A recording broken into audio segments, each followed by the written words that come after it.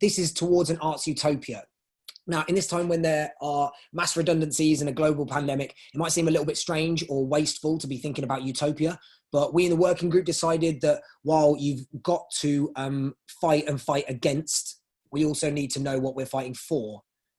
Oscar Wilde said in The Soul of Man Under Socialism, a map of the world that does not include utopia is not even worth glancing at, for it leaves out the one country at which humanity is always landing. And when humanity lands there, it looks out and seeing a better country sets sail. Progress is the realization of utopias. Utopia also comes from the Greek meaning no place. And I think we can understand both Oscar Wilde's quote and the idea of no place together. So once we reach a utopia, we set sail for a new one, a relentless collective pursuit of a better world that can never be realized but will always be searched for, rather than one needlessly and stupidly held back in the same struggles again and again by capitalism and the wage slavery it forces on us. We've got loads of really amazing different speakers today talking about either far off distant utopian horizons and or things that we could immediately implement and scale up that could have utopian potential. So that's probably enough from me. Without further ado, I'd like to introduce our first brilliant speaker, Stephen Pritchard, who's one of the founding members of the Movement for Cultural Democracy, which was formed at the World Transformed in Liverpool in 2018. He's a writer, researcher, community artist, as well as many other hats that I imagine he puts on too. So hi, Stephen. Oh, yeah. Hey, he's there, great. Yeah, the arts feels like a kind of utopian project, but how close are the arts actually to utopia? Well, I think as we've in your introduction, you've mentioned and in this earlier sessions today, it's quite clear that the arts, or at least what many people would consider to be the arts, the sort of the state, the establishment version of the arts, are a million miles away from utopia. If anything, they're part of the status quo, they're part of the establishment systems of oppression. And that doesn't mean necessarily that this is a hard form of oppression, but if you think about soft power, then the arts represent often or are wielded or are manipulated as a form of soft power. So whereas, as you say, utopias can be thought of as sort of places, that the utopian vision of the art world, soft power, is place, right? It's in buildings. It's in throwing all this money and capital into buildings and into management structures and institutional surroundings.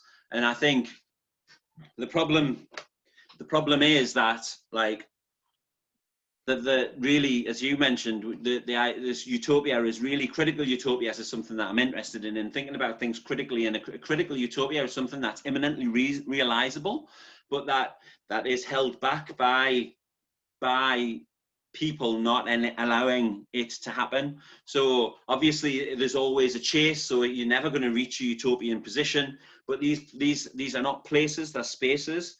And I think the art world doesn't think enough about spaces and the artists and the communities that create these spaces, and focuses too much on structures and infrastructures and capital and power. So, utopias take many forms, and I guess the art world represents for me a false utopia, the false utopia of neoliberalism, the false utopia that it represents, that it could be you, this idea of the false ideals of meritocracy. It could be any of us. We're all equal, but it's not. This is actually, for most of us, it's almost a dystopian nightmare. And that the utopia only exists for the rich and the privileged and the white and the able-bodied and all the rest of it. People, the very small minority, which the art world tends to cater to. All the evidence suggests that the 8% or whatever of people are the culturally voracious, and it looks down through its hierarchy on people who produce many forms of culture, whether it's other cultures from other places or from working class cultures and all the rest of it. It looks down on it and stigmatizes it or devalues it or discounts it. And so I think that the art world has an awful long way to go. And, through lockdown, we sit there and people talk about yeah, let's have a rescue package for arts and culture, and that rescue package gives, you know, 1.57 billion pounds to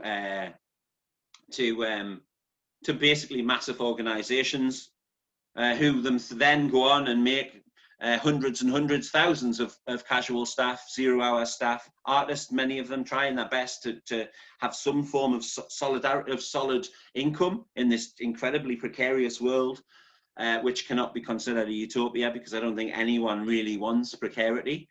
And so all the money goes to them, and they reinforce or try and bolster their position, crying all the time. And in the meantime, we have things like the freelancers task force and things like this, who some try their best in some cases, but you know, the problem is that we're all we're all part of this system, and that system is about being a freelancer, and being a freelancer is part of a neoliberal system, right? It's about it's part of being in a free market for labor, and it's about competition, and it's about and then to come up with ideas around national portfolios of artists, right? We've got national portfolio organizations. There's people happily thinking that it's a good idea for some artists to somehow be selected to become these higher than now paid for artists, paid to be artists, while everybody else. And so that, for me, all these things are anything but utopian. However, having said that, I do believe that there's many things that we can do to create and think about utopia. And for my starting point is that we need to understand, we need to respect freedom, and we need to respect individualism, but we also need to be collective. We need to understand and realize our collective solidarity, and that collective solidarity goes outside of the arts, right? So arts utopia needs to be part of a much bigger utopia, an everyday utopia, in which we're all everyone's striving for a utopia, and that utopia is radically different from where we are today, and it requires struggle, and it requires action, and it requires collective endeavor. It requires us to stand together, not celebrate or support an additional rung to hierarchy, so that we should all understand we've got to stick with those who are the weakest.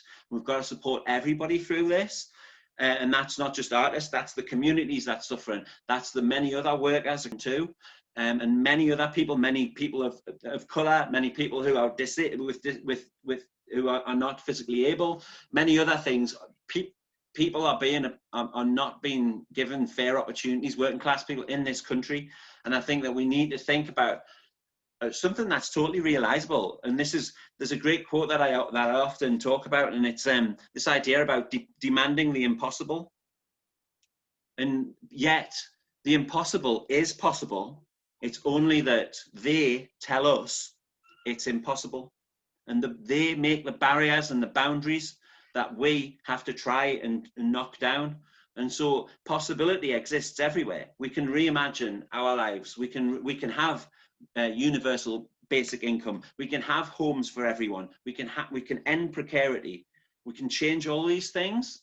And I think as artists, we can play a part in that, but we shouldn't separate ourselves from everyday life. And I think that's really important. And that's one of the reasons why, for me, one form of utopia could be, and I believe there are numerous utopias, and they can coexist as well, by the way. I'm not one for coming up with one thing, one size fits all, right? But we can have we all imagine our utopias, and within those various different visions, we can all find commonality. I think we share a lot, but we don't have to boil it all down to one thing, right? Because it isn't. And that's when trouble starts. But we can have a shared overarching vision of where we want to go, what we want to change. And it's pointless messing about with institutions, because they are part of the system, right? If institutions change, or we help institutions to change, then all we're doing is changing the system, right?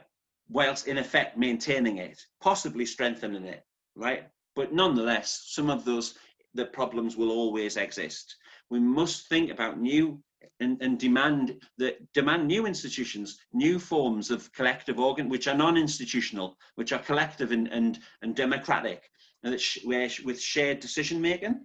And so for me, one of the things I'm interested in is cultural democracy. The idea of arts, and that art is just one part of culture, and we have everything that we do culture is what makes us human, and everything that we do is part of our cultural lives, and that we need to accept that art is no better than any other form of culture, and that we need, and also that we need to understand that people themselves at local levels, not national levels, not national portfolios of anything, right? Local grassroots organizations and artists doing stuff that needs to be done to help people move on in their everyday lives, be respected and trusted to make the right decisions and do the right thing.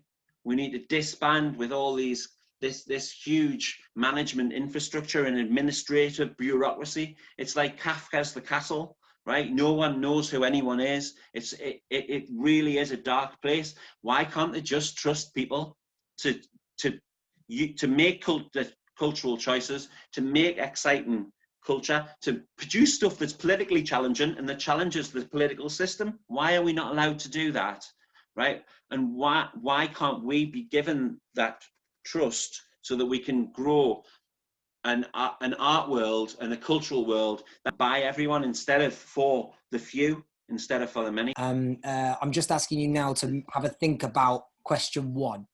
And so, yeah, question 1 is, what does one element of you, this is for all participants, by the way, if that wasn't clear. What does one element of utopia look like for you? So it could be £0 rent, free childcare, art for everyone, anything from what Stephen was talking about just then as well, in case you wanted to build on it. But yeah, if everyone could just take like 1 minute, just have a little think about that right now, that would be really great. Yeah, we might be taking inspiration from mutual aid. It might mean, like Stephen was talking about, democratic control of local spaces for workers, communities and audiences. It might mean strengthening tenants' power, giving people the space to not work relentlessly to make rent, but to have free time in order to express themselves. There's a great John Ruskin quote that was, art is man's expression of his joy in labor. And I think we can really sort of think about how you need time in order to do work that you love and take joy in it. And that's what art is. I think that's really lovely, like, definition. And that utopia might be realizing as much time for that as possible. Also, if anyone's wants any other kind of inspiration, reading Woman on the Edge of Time by Marge Piercy. Yeah, our next speaker, Susan Butler, who is an author, artist and dramaturg. She teaches creative writing and performance studies and organizes with migrants in culture. And actually, yeah, she just chaired a session for us only 50 minutes ago. So thanks for your tireless work for us here. Could you speak to, yeah, where the hell do we even start when it comes to utopia, Susan? The head of state in the country where I was born and raised recently removed mailboxes, hundreds and hundreds of mailboxes. And he didn't ask himself, is this possible? Will I get away with this? Is this going to be popular? Will this upset people? I think where we start is pulling away from this question of are we being too demanding? That's a tool of the ruling class to control us, when much of what we're asking for are basic human rights and our human needs to be met. That's much of what utopia feels like for me. That's what that horizon feels like. It feels like knowing that my sister's children, my nibblings, can go outside and play. I mean, I really like what Stephen said about removing this idea of artist exceptionalism, and I would love for us to think of ourselves as workers.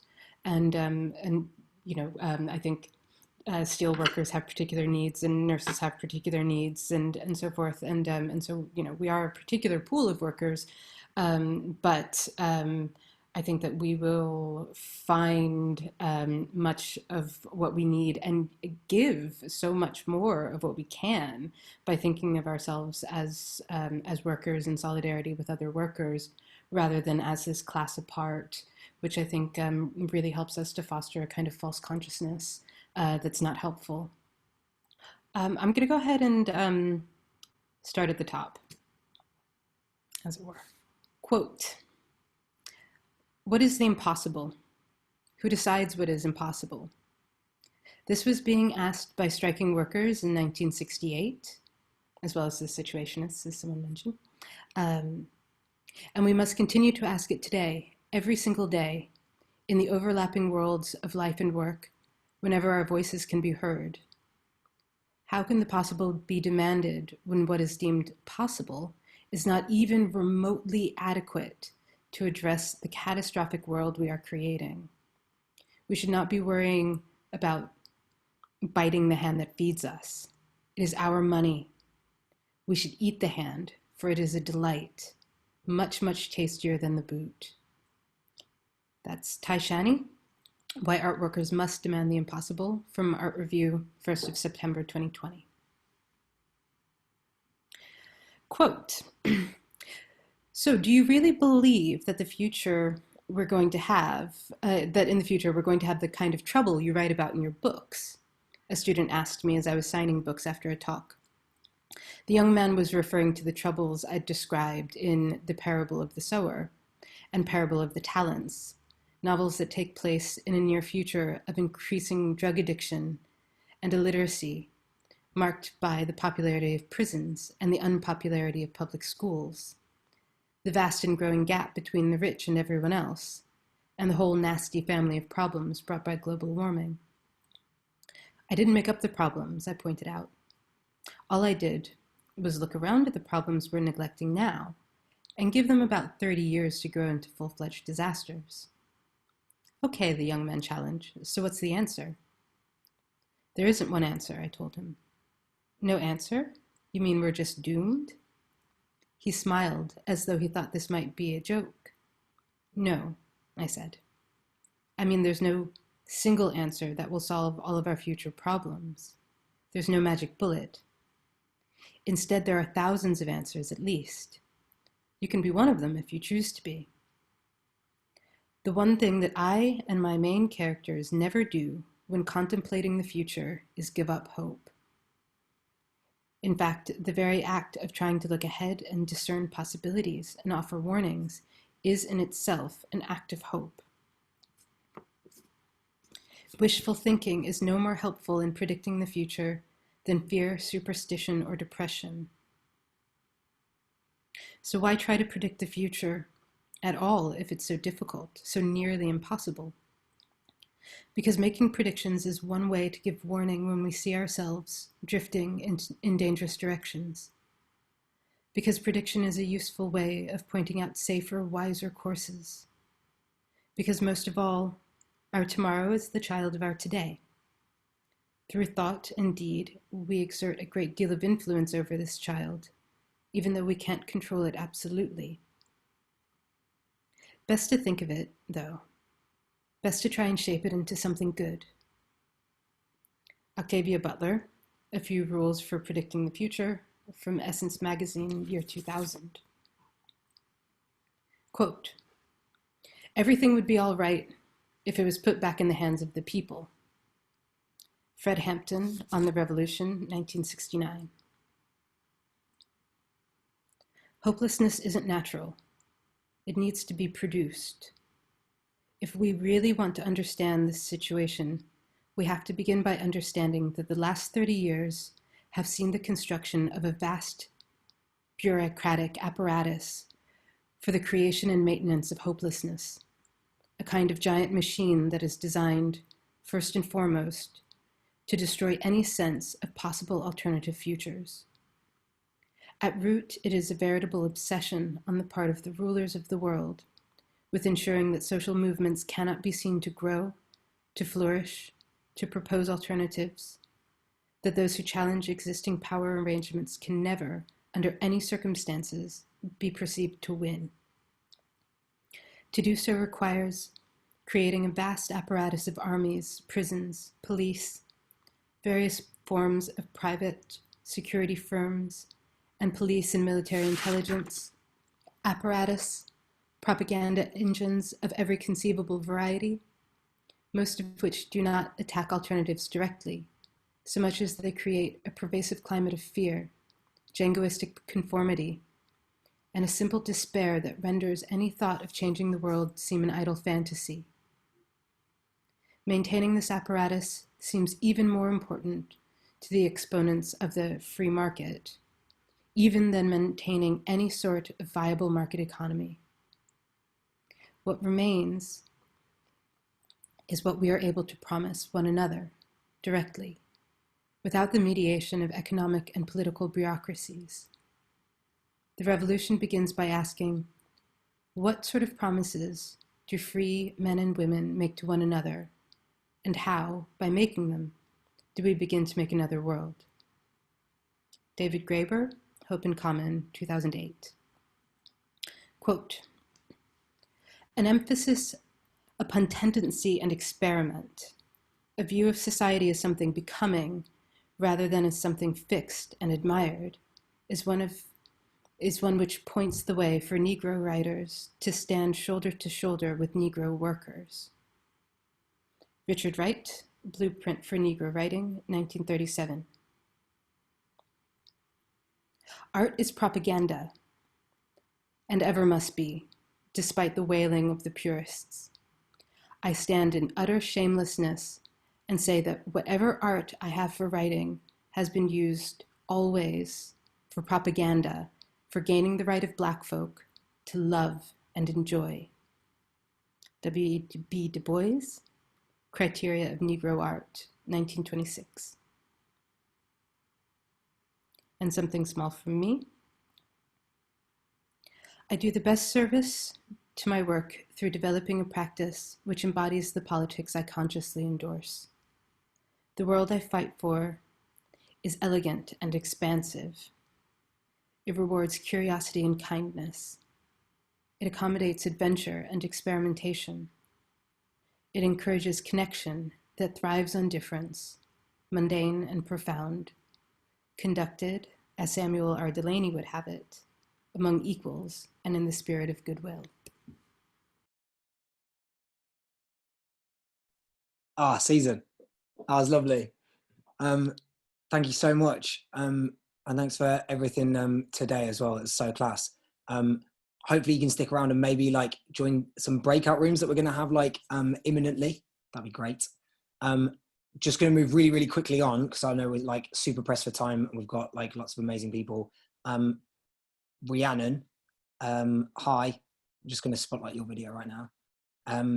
So yeah, we've got Rhiannon White, who is co-artistic director of Commonwealth Theatre Company, who makes site-specific theatre events that are political and address concerns of our times. Hi, Rhiannon.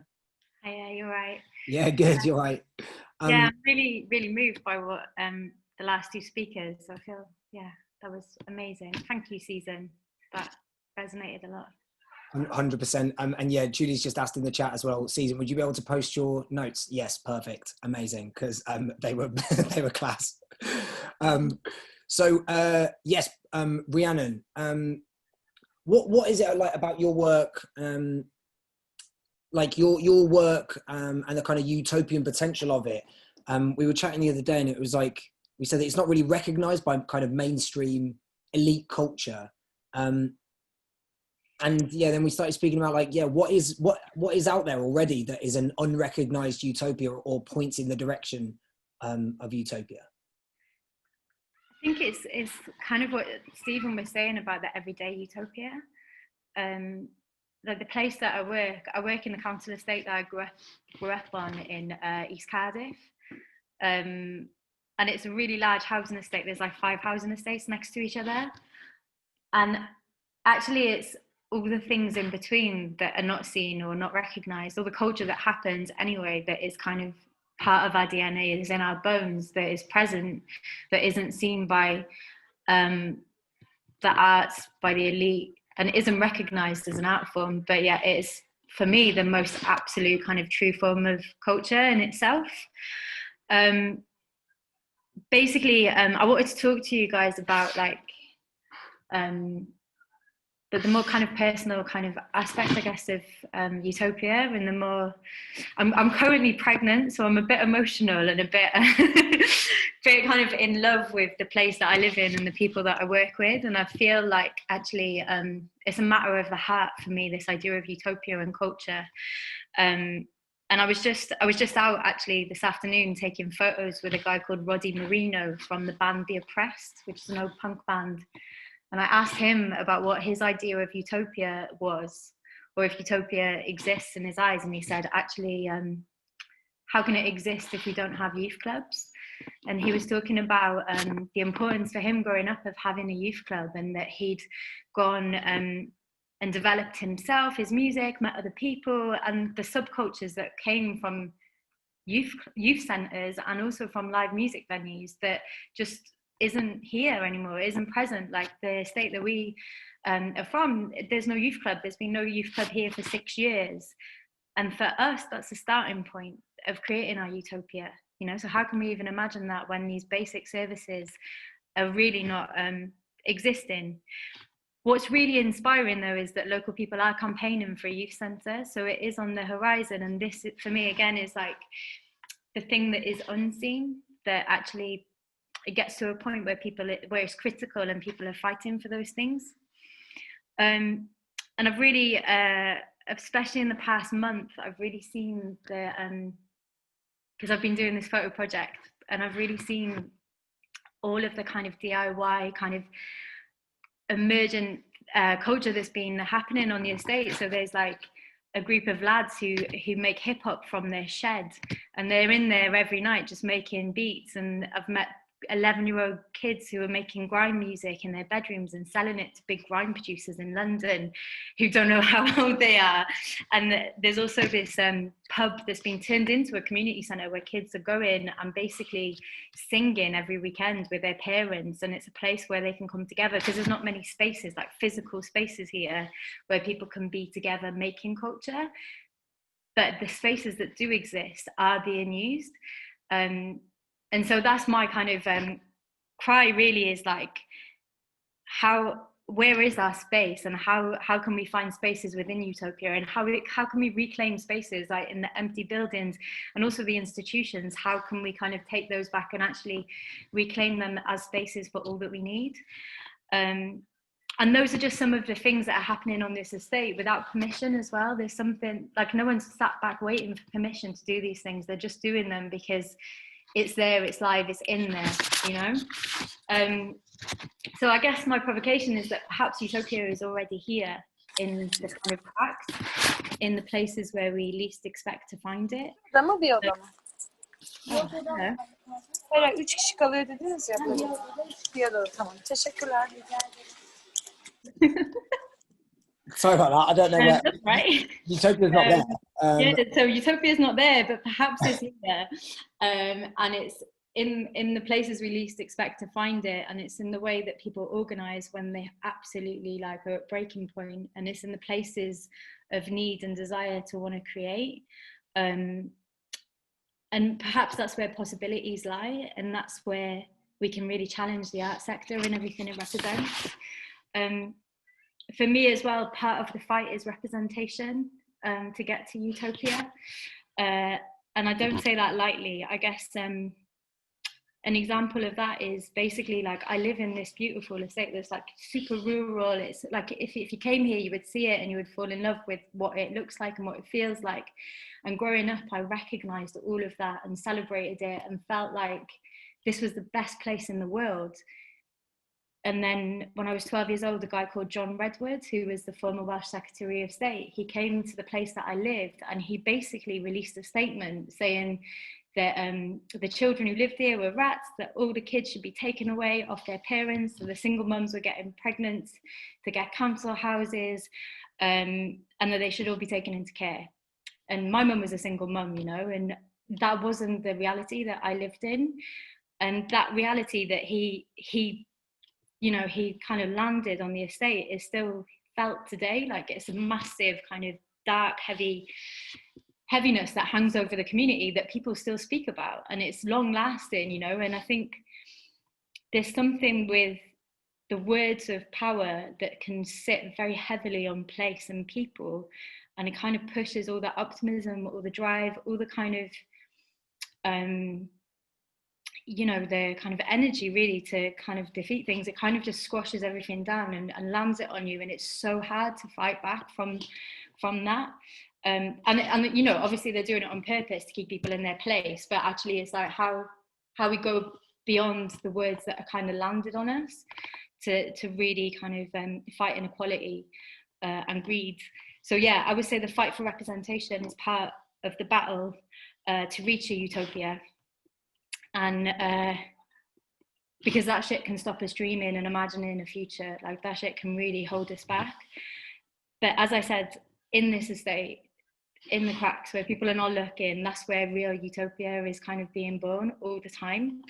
And I think there'll come a day where that capital that is just happening and accruing is realized for the power that and the potential that it is, and that'll become our currency, you know. And I think I remember being in London and speaking to a guy on an estate there where they'd been rinsed so many times by people just coming in, taking, because that's where the funding was going.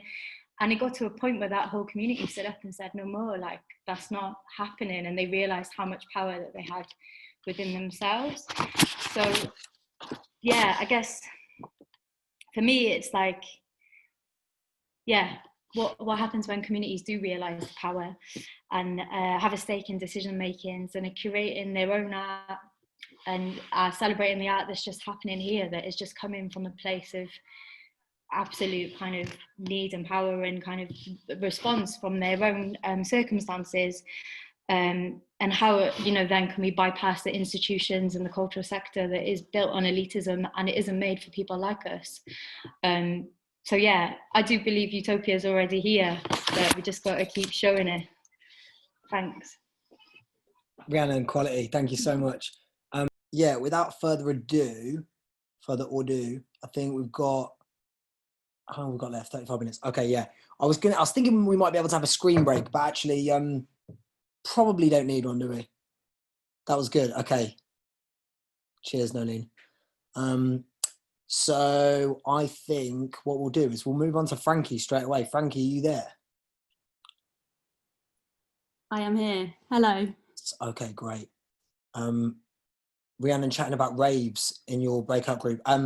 Actually, maybe before we come to you, Frankie, just so that if people fancy like posting in the chat, what were you talking about in your breakout groups? If you just post in the chat now, maybe we'll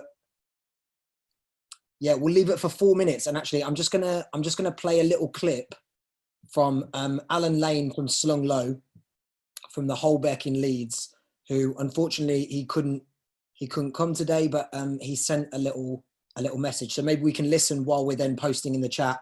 And if you do want a screen break, then you can take one. Have a little wander around, stretch your legs, whatever you want. But yeah, this is Alan Lane from Slung Low. Hello, my name's Alan Lane, and I am part of the team that runs the oldest working men's club in Britain called the Holbeck. We're a theatre company called Slung Low, and in normal times we make large-scale outdoor theatre. They asked me to drop a quick video about a utopian vision, but we're just entering our 6 months of being a food bank for our community of 7,500 houses, and I'm not entirely sure I'm in the right frame of mind to know what utopian looks like. I'm pretty tired, and I'm pretty in the daily grind of it. But we try and live by 2 rules at the club, 2 really simple things. There are where things we try to live our lives by, and also hills we're willing to die on. And it feels like in this day and age, in this moment now, knowing which hills you're willing to die on is increasingly important or useful, and sometimes hopeful. And so I thought I'd share them with you.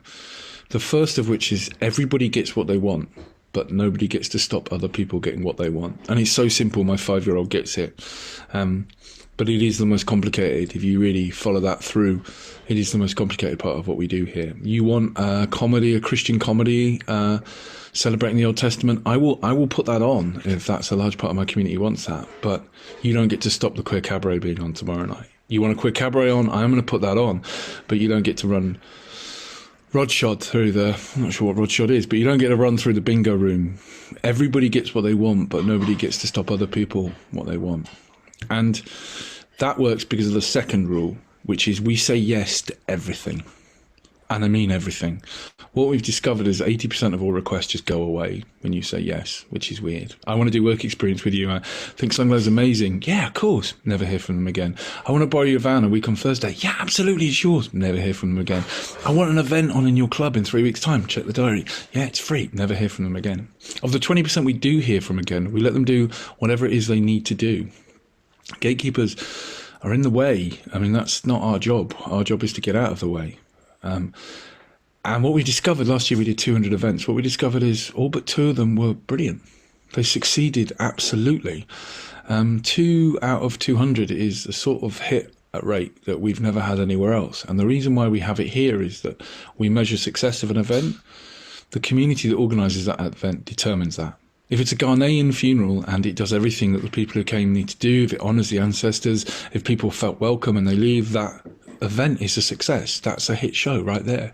If we do a queer cabaret and the queer community come and they feel really safe and welcome and they want to come back and they get to celebrate themselves and each other, then it's a success. If there's a young lad who's had his house burgled and his mates put on a fundraiser of some bands, which aren't necessarily to my taste, but everybody comes and the lad gets a new bike and everybody's happy, that's a success. If we have Chris Thorpe's monologue, he comes and does his monologue and there's 80 people in the audience and they are connoisseurs of theatre and they decide it's an exquisite piece, that's a success. Nobody cares what I think. I don't think I do anymore. And a mark out of 5 in a newspaper is just not really very useful to us. If the community can use the space, do what they need to, celebrate their culture, that's a success. And that's how we measure success now. And that allows us to say yes to everything. Our egos as programmers are not really very important here. Our egos as artists are not very important here. If we can be useful and kind in the things we put on, and they do the things they need to do, if they honour the right things, if they welcome the right people, then it's a success. And I don't know whether that's utopia, but I know that those are the 2 things that we are trying to live our lives by here. Cheers. Yeah, so that was Alan Lane from Slunglow, who run the Holbeck in Leeds. He couldn't make this one, but he is going to be able to make the session on Sunday the 13th. That's run with a Good Night Out Reading Group. Yeah, he's going to be speaking there 3 p.m. till 4:30 p.m. So that's next week. I've just posted a link in the chat. So check that out if you're interested in hearing more from him. Frankie, sorry about that. I just introduced you and then cut you off there to decide to do an impromptu break. But so everyone, Frankie Bradshaw is a freelance set and costume designer working across the UK. And she's part of Scene Change Collective, which is a community of set and costume designers taking action for theatre and the arts. They aim to improve working conditions, visibility, accessibility, and sustainability within the theatre industry and across the wider arts community. So yeah, Frankie, what work have you been up to with Scene Change, and what's the kind of utopian potential of it, whether that's kind of big, far off and distant, or small and immediate? Hello everybody. It's really nice to be here, and a real honour to be speaking amongst such a load of very inspirational people. So thank you very much. We are, well, I don't know, I thought I'd start by a sort of, what do we imagine, or what do I imagine utopia to look like? And I think that for me, that is sort of an arts industry that is open to all, benefits all equally, gives voice to everyone equally, especially actually marginalised voices.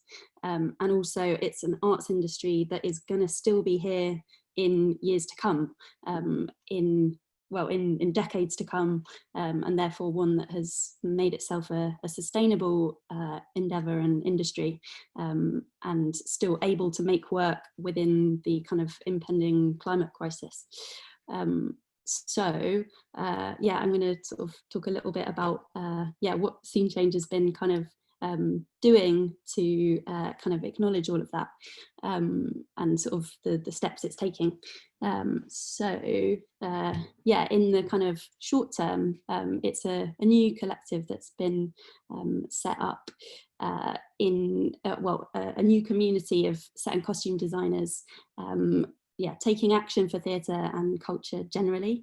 It was set up during the pandemic, and in the short term, it's kind of fighting the impact of COVID-19 and our current government's response to it, and trying to kind of protect the many freelance workers, yeah, at the moment. And then in the long term, it's kind of acknowledging the flaws in the industry before and kind of working to improve them. So some of the ways that we're kind of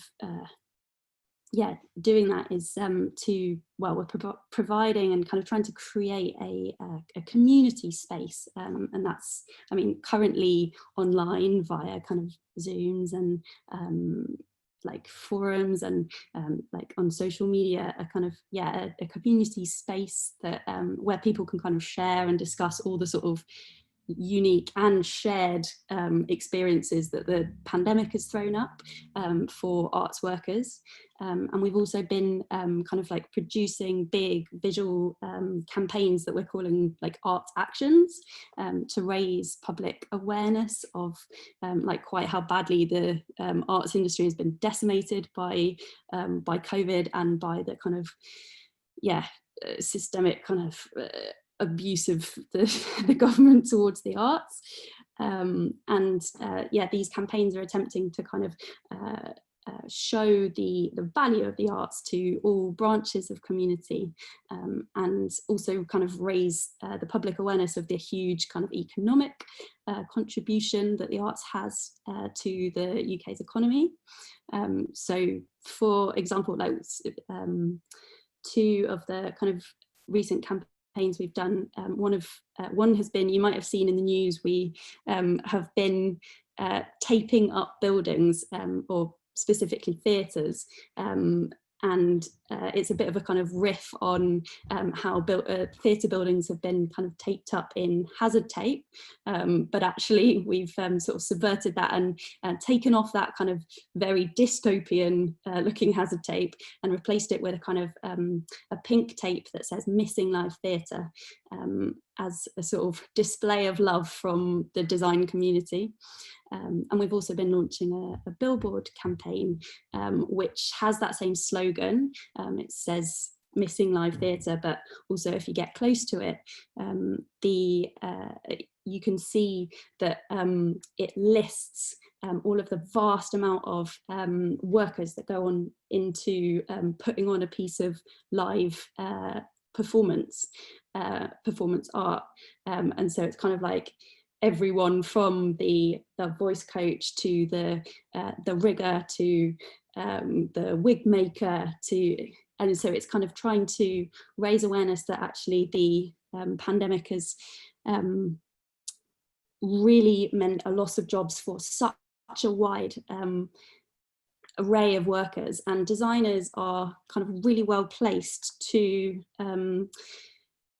advocate for those workers, because actually as collaborators with so many different makers and practitioners, we are a good kind of conduit between all of those different workers. So yeah, then going on to kind of talk about our long-term sort of aims towards a sort of more utopian theatre kind of community. and existence, yeah, we're looking at kind of improving working conditions for freelancers in terms of kind of the crazy hours that we work, and the sort of poor fees, the terrible childcare provisions, and generally sort of like visibility for all of these roles. We're also really aiming to kind of improve accessibility into the industry as kind of career paths. And we're trying to kind of raise the profile of design. I mean, you can't enter a job if you don't know that it exists. And also by improving fees and working conditions, it becomes a more viable career prospect, not just for the kind of like financially supported middle class workers. We're trying to increase diversity backstage by, I mean, we're hoping eventually to be able to kind of go into schools and talk about all the kind of different job prospects and show that this is, yeah, a career path that is going to be hopefully financially kind of rewarding. I mean, the arts is often seen as a kind of very lovely place where everyone is welcome, but in reality, many don't experience it in that way. So that's something we're kind of, yeah, really working to change. And we're also trying to kind of push the notion that as freelancers, sometimes it's important to turn down work and actually recommend someone else, because they might be better placed to kind of tell that story or, yeah, in like, show that narrative. The other thing we're really advocating for in terms of like accessibility into design and theatre as a career is having more apprenticeships, so that this kind of reduces the dependence on like expensive university training, and also kind of having in-house like assistant roles, so that, yeah, we're not just saying like you've got to have a yeah, an expensive university degree to kind of get into these roles. That all kind of goes towards, yeah, improving accessibility. We are also kind of really trying to sort of improve communication, I think, between like theatre makers themselves, to sort of like, I mean, as freelancers, we're all quite disparate workers, and there's a lot more kind of courage and strength and kind of good feeling if you all talk to each other. So I think that's been a really nice thing that we've found recently, and I hope something that we kind of take beyond the pandemic. And also we've been able to talk to, well, increase the dialogue between like theatre makers of different disciplines. So, and I think like theatre in more kind of unconventional sort of styles and formats is actually really what we're going to be most looking at the moment. So that kind of boundary pushing kind of work is going to be really important. Then finally, we're really trying to improve sustainability within the industry. And so I'm kind of like part of a little focus group that's looking into this, and we've been researching kind of ways to make production, well, make set and costume from like reused, recycled, carbon neutral materials, and also to make the kind of sets themselves recyclable at the end. And also looking at the idea of kind of more modular approaches to making scenery and how it can be stored and then reused, taking kind of lots of inspiration from more European models of working in that sense.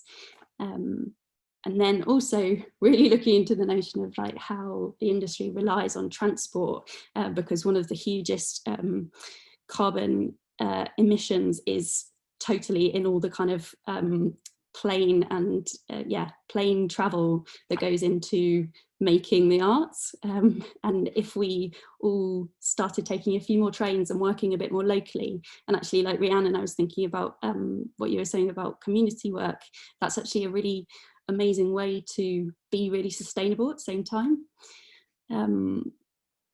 And yeah, I mean, there's no point in making a set really perfectly recyclable if everyone on the creative team is like taking a plane to get there.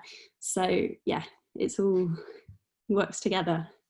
And also, I mean, me personally, I'd really I'd really love to start making more work that actually talks about the climate crisis. Yeah, I want more producers and directors and writers to kind of really engage with it as a topic, because I don't think it's in programming enough at the moment. So yeah, I think those are some of the kind of first steps that us as a collective are trying to kind of take towards this idea of utopia. Frankie, that was quality. Thank you so much. And also, yeah, just seeing that kind of like holistic approach to this, and actually something that kind of starts off as a campaign that's for something very specific, but then the collective is formed and you kind of build and you start to do something positive, even if the thing that you're originally starting with is in order to kind of battle a negative. Yeah, and within the collective, there's a lot of amazing different voices, and people are passionate about different things. So it's kind of just providing a platform from which those voices can,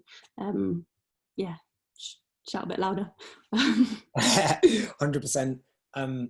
Yeah, that's quality. Thanks so much, Frankie. Thanks for having me.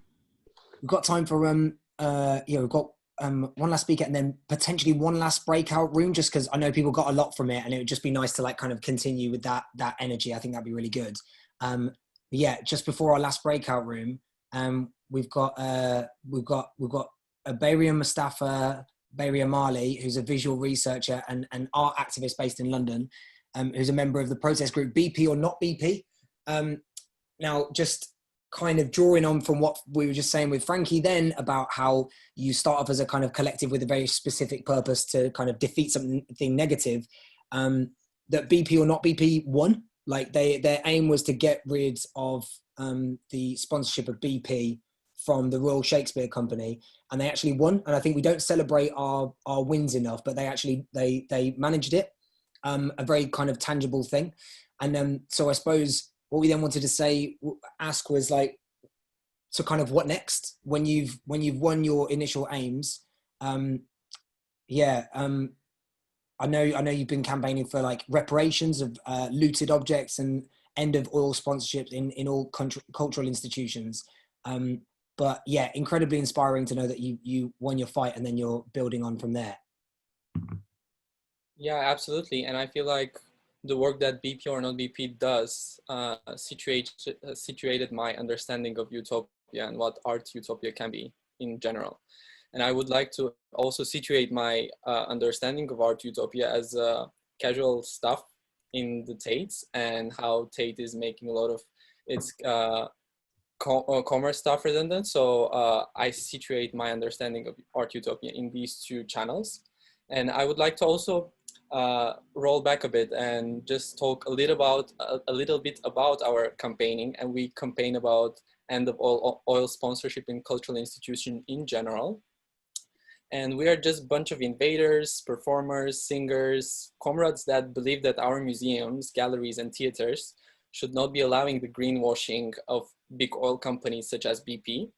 One of the biggest actors responsible for the climate crisis, and a company which has been guilty of so many instances of environmental racism, and which has been lobbying the British government to invade Iraq in 2003.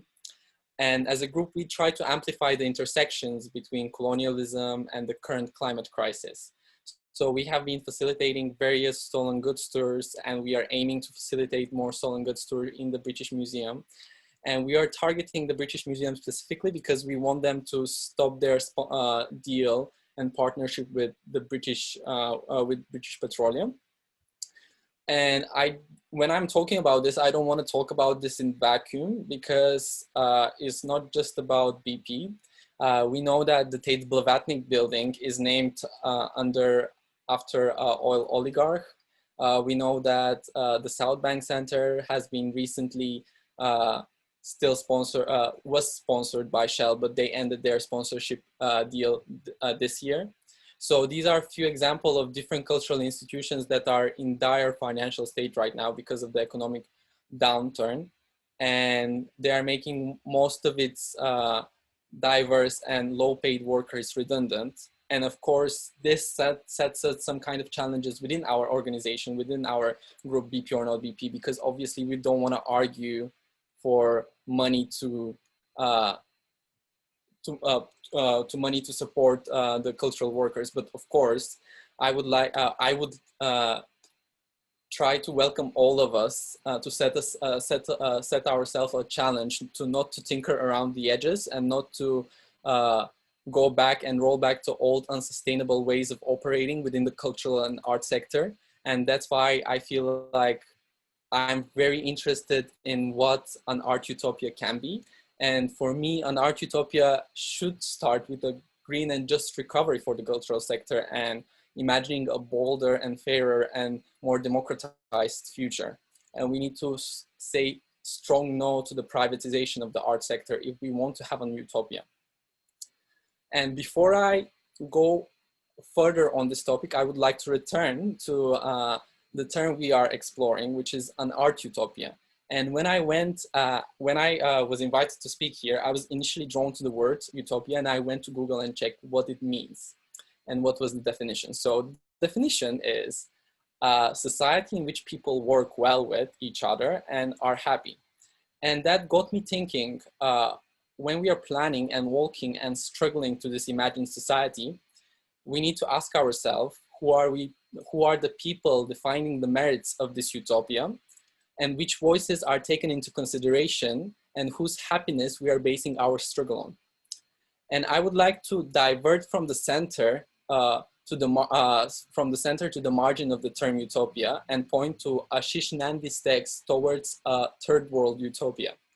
Nandi argues that utopia should recognize oppression and liberation from oppression in its widest sense as a central problem in envisioning an alternative human future.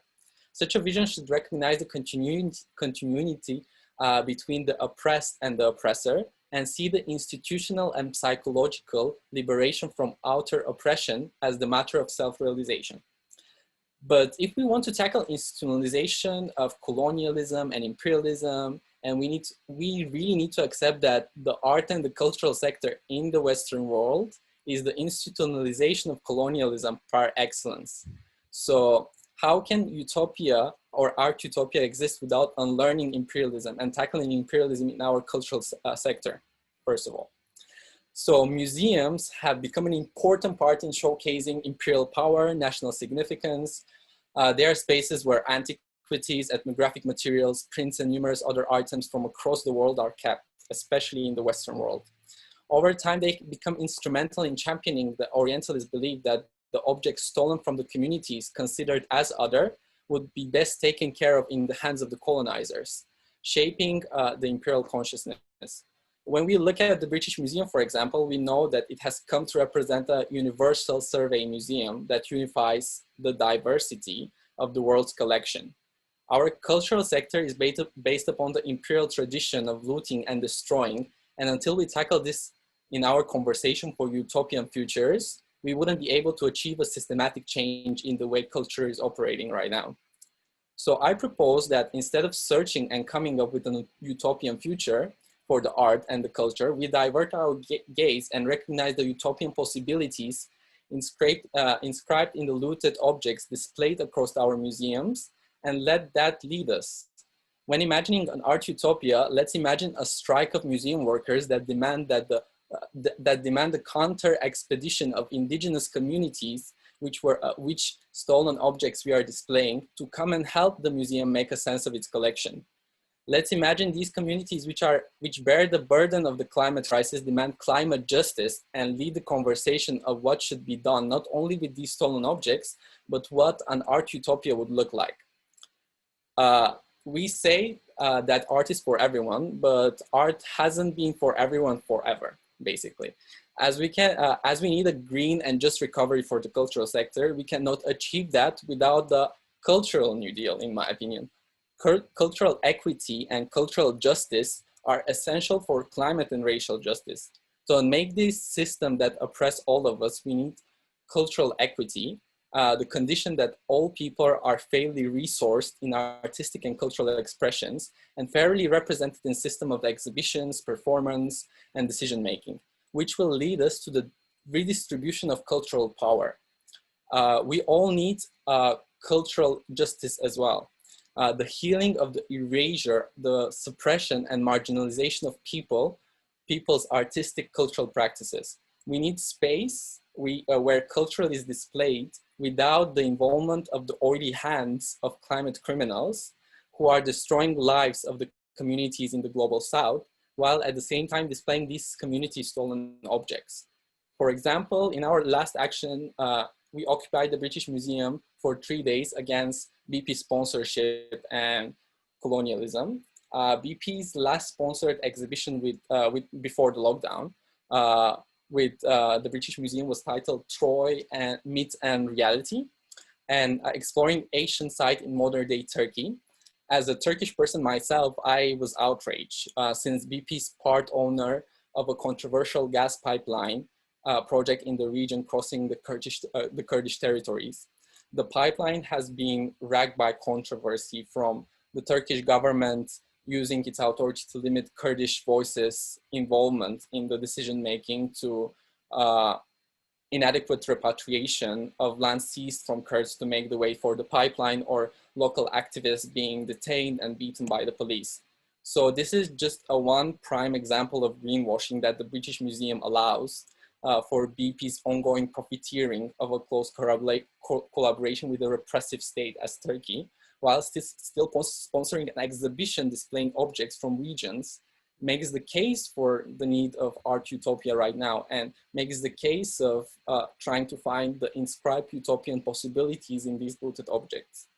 So, and I would like to end on that particular point that utopian futures are already here.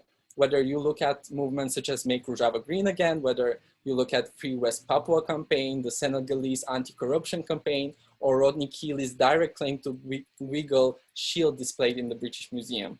So it's just time for us to demand these utopias become reality across borders. So thank you so much.